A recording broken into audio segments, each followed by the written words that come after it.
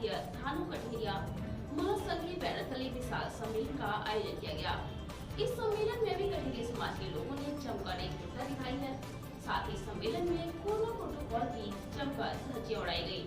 यह जो तस्वीरें आप देख रहे हैं, यह तस्वीरें थाना कोतवाली क्षेत्र के ग्राम रमैहार की है। यहाँ के ग्रामीणों में आक्रोश दिखाई दे रहा है। ग्रामीणों ने प्रदर्शन भी किया है, जिसकी मुख्य वजह सरकारी विद्यालय की जमीन पर कब्जा किए जाना बताया गया है। जो नजारा आप देख रहे हैं, इसमें निर्माण चल रहा है।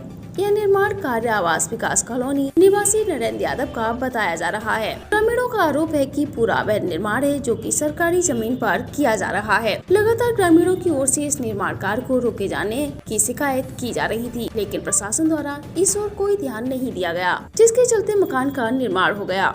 रविवार के दिन इस मकान पर टेंडर डाले जाने का कार्य शुरू किया गया था, तो ग्रामीणों के सब्र का बांध टूट गया और उन्होंने यहाँ प्रदर्शन शुरू कर दिया। जैसे ही सूचना पुलिस को मिली तो पुलिस भी मौके पर पहुंची। ग्रामीणों ने बताया है कि इसमें बेसिक शिक्षा अधिकारी की भी मिली भगत है।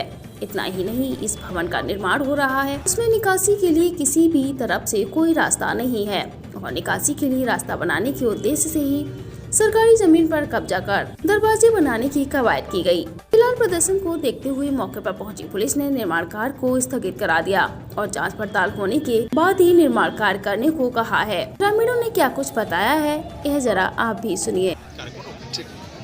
Thank you. मास्क नहीं लगा है, ठीक है, बोल रहा तो कहाँ से मास्क लगा? नहीं, मेरे शुरू से जब से आप बैठे अभी भी नहीं लगाए। ऐसी बात नहीं करो, अगल बगल में आप अभी भी नहीं लगाए। क्या जनता के लिए केवल पालन करना है?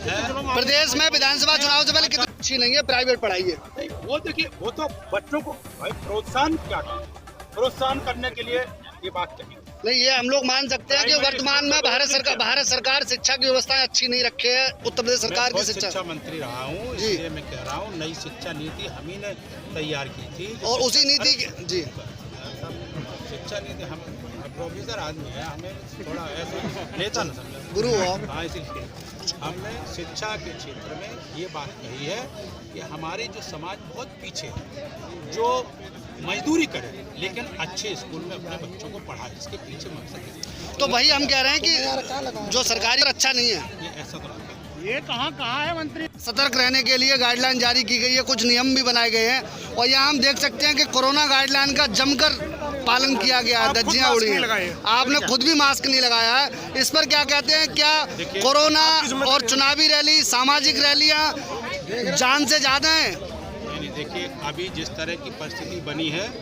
उसमें स्वाभाविक रूप से जिस चुनाव चल रहा है इस समय, और चुनाव जैसे सरकार निर्णय लेगी या कोर्ट निर्णय लेगा या कमीशन निर्णय लेगा, हम उसका अच्छा सा पालन करेंगे। नहीं, कोरोना ना रैली होगी ना आयोजन होगा। नहीं, जैसे अभी गाइडलाइन भी जारी हुई है कि 200 से ज्यादा लोग जो है एक साथ इकट्ठे नहीं होंगे। कितने लोगों की परमिशन है? यहाँ तो कई 1000 लोग लग रहे हैं, आपके मुताबिक कितनी भीड़ होगी? देखिए, जो विषय है इस समय हमने कहा कि सामाजिक तौर पर, राजनीतिक तौर पर किसी तरह का कोई आयोग की तरफ से, न सरकार की तरफ से, न कोर्ट की तरफ से कोई इसी तरह का कोई गाइडलाइन नहीं है। उस गाइडलाइन का जो भी तय होगा उसका पालन। उत्तर प्रदेश के मुख्यमंत्री योगी आदित्यनाथ, समाज को पार्टी ने जिम्मेदारी दी है एकत्रित करने की।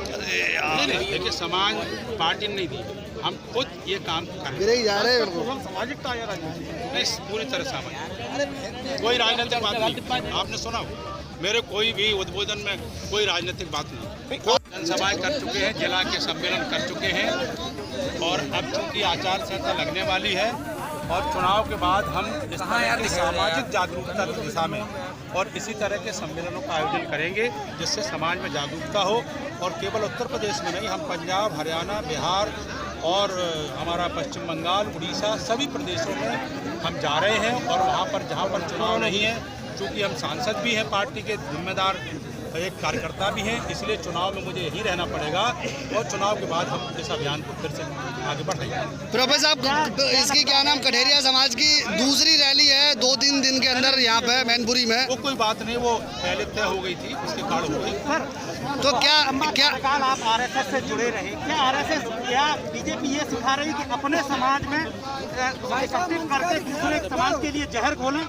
नहीं, जहर का कोई विषय नहीं आया। नहीं, अगर विषय नहीं आया तो जो मौजूदा स्थिति में बीजेपी राजनीति कर रही है एम और जे और वाई के अंतर्गत। नहीं, भारतीय, देखिए, नहीं, आप पार्टी की बात करें, जी, भारतीय जनता पार्टी की स्पष्ट सोच है, सबका साथ सबका विकास। कोई एमजेबाई नहीं है।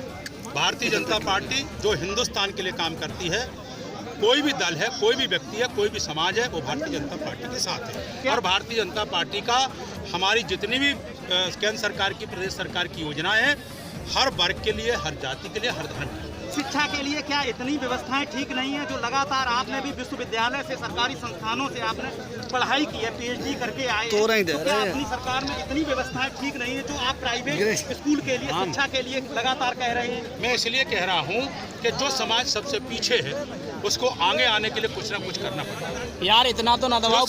उसको कोशिश करनी पड़ेगी समाज आगे